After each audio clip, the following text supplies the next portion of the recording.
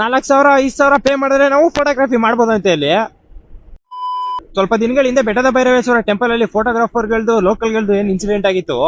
ಅವರು ಜೈಲಿಂದ ನೆನ್ನೆ ರಿಲೀಸ್ ಆಗವ್ರೆ. ಖುಷಿ ವಿಷಯ, ಪಾಪ ಹೊಸದಾಗಿ ಮದುವೆ ಬೇರೆ ಆಗಿತ್ತಂತೆ. ಇವರು ಹೊರಗಡೆಯಿಂದ ಹೋಗಿ ಲಿಮಿಟ್ ಕ್ರಾಸ್ ಮಾಡಿ ಮಾತಾಡಿದ್ರು, ಅವರು ಲೋಕಲ್ಗಳು ನಾಯಿ ಹೊಡೆದಂಗೆ ಹೊಡೆದ್ರು. ಇಬ್ಬರದು 50-50 ಐತೆ, ಏನು ಮಾಡೋಕ್ಕಾಗಲ್ಲ. ಆದರೆ ಇಷ್ಟೆಲ್ಲ ಸೀನ್ ಆಗಿದ್ದು ಏನಕ್ಕೆ ಅಂದರೆ, ಹೊರಗಡೆಯಿಂದ ಅಲ್ಲಿ ಫೋಟೋಶೂಟ್ಗೆ ಹೋದವರು ಸಿವಿಕ್ ಸೆನ್ಸ್ ಮೇಂಟೈನ್ ಮಾಡ್ತಾ ಇಲ್ಲ. ಅವ್ರಿಗೆ ಹೆಂಗ್ ಬೇಕಂಗೆ ಫೋಟೋಶೂಟ್ಗಳು ಮಾಡ್ತಾವ್ರೆ. ಸಾರ್ವಜನಿಕರಿಗೆ ತೊಂದರೆ ಆಯ್ತೈತೆ. ಅದೊಂದು ಧಾರ್ಮಿಕ ಸ್ಥಳ, ಅಲ್ಲಿ ಫೋಟೋಶೂಟ್ ಮಾಡಬಾರ್ದು.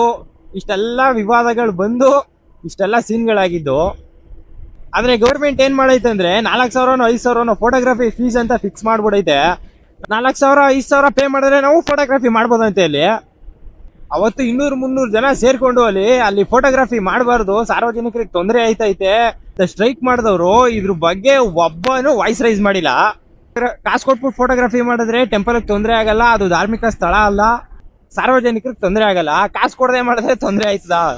ನಾನು ವಿಡಿಯೋ ಮಾಡಿ ಹಾಕಿದ್ದೆ, 300-400 ಕಮೆಂಟ್ಗಳು ಬಂದಿತ್ತು.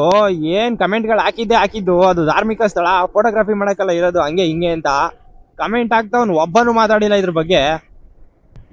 ಲೋಕಲ್ಗಳನ್ನು ವಾಯ್ಸ್ ರೈಸ್ ಮಾಡ್ಬೇಕು. ನೀವು ಒಂದು ವಿಷಯ ಟ್ರೆಂಡಿಂಗಲ್ಲಿ ಇದ್ದಾಗ ಮಾತ್ರ ಮಾತಾಡೋದಲ್ಲ, ಟ್ರೆಂಡಿಂಗಲ್ಲಿ ಇಲ್ಲ ಅಂದಾಗ್ಲೂ ಮಾತಾಡಬೇಕು. ಅದೇನಾದರೂ ಆಗಲಿ, ನೀವು ಫೋಟೋಗ್ರಫಿ ಮಾಡೋರು ಅಷ್ಟೇ ಸಿವಿಕ್ ಸೆನ್ಸ್ ಮೇಂಟೈನ್ ಮಾಡಿ. ನೀವು ಲೋಕಲ್ ಅವರು ಅಷ್ಟೇ ಒಂಚೂರು ರೆಸ್ಪೆಕ್ಟ್ ಮಾಡಿ ಹೊರಗಡೆಯಿಂದ ಬಂದವ್ರನ್ನ.